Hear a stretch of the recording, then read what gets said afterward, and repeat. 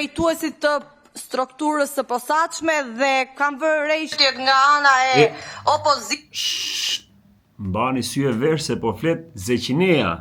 O gazo, janë tendencioze dhe me raste individuale. Këtu nuk kemi për rastet tuaja individuale, ato drejtuesi fare miru ata që mund t'i referoni me shkrim, kështu që të lutem të kthehemi në bazë edhe të diskutojmë mbi raportimin.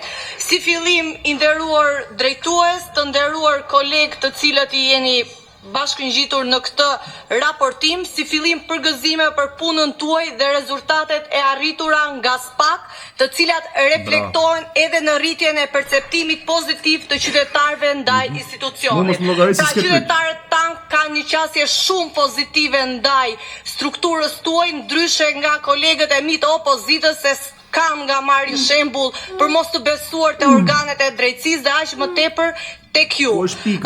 Besimi dhe reflektimi qytetarëve vjet re ndjeshëm edhe në raport, duke theksuar rritjen e kallëzimit që qytetarët kanë bërë në këtë institucion me 36%. Edhe herë, si se dëgjova edhe herë. 36% dhe reflektimi qytetarëve vjet re ndjeshëm edhe në raport, duke theksuar rritjen e kallëzimit që qytetarët kanë bërë në këtë institucion me 36%. Çfarë? Institucion.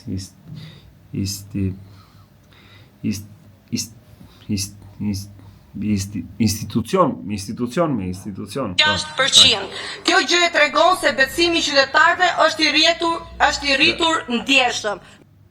Po, është nëse s'ka në gjohën, lapsus e gjohën atë. Nuk ka ndonjë gjë për qeshur këtu, po themi realitetin. Zonja Çavushi, vetëm pyetje. Çka ka për qeshur si lapsus e gjohën? Pyetja ime pikërisht shikon tek besimi dhe është e lidhur me besimin publik, i cili është shumë i ndjeshëm dhe i ndikuar nga disa faktorë. Cilët janë elementët që sipas jush kanë ndikuar më shumë në rritjen e besimit të qytetarëve që kanë ndaj strukturës tuaj? Dhe mendoj se institucionin i tha emër tjetër të strukturë. Transparenca e SPAK dhe komunikimi publik kanë ndikuar drejt për drejt në këtë besim të shtuar.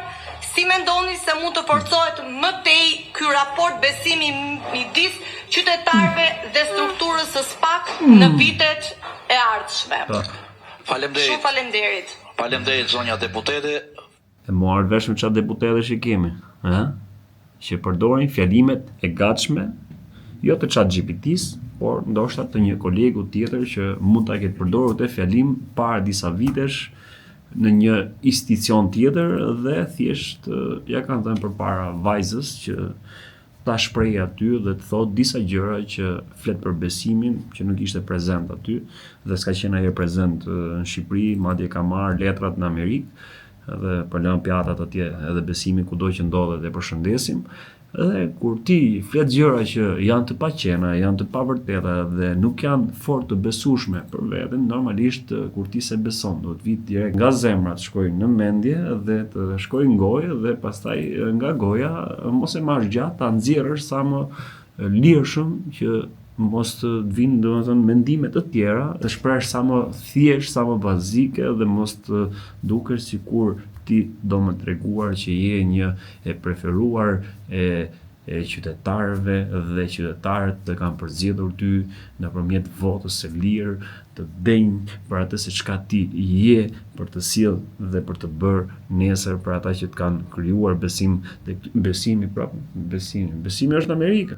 Besim, kudo që je va të përshëndes dhe po ktheu në herë shif se çana hegelon te vërdall. Po ta dëgjoj edhe herë se pëlqeu shumë e kallëzimit që qytetarët kanë bërë në këtë institucion me 36%. Kjo gjë e tregon se besimi i qytetarëve është i rritur ndjeshëm. Nuk ka ndonjë gjë për qeshur këtu, po themi realitetin.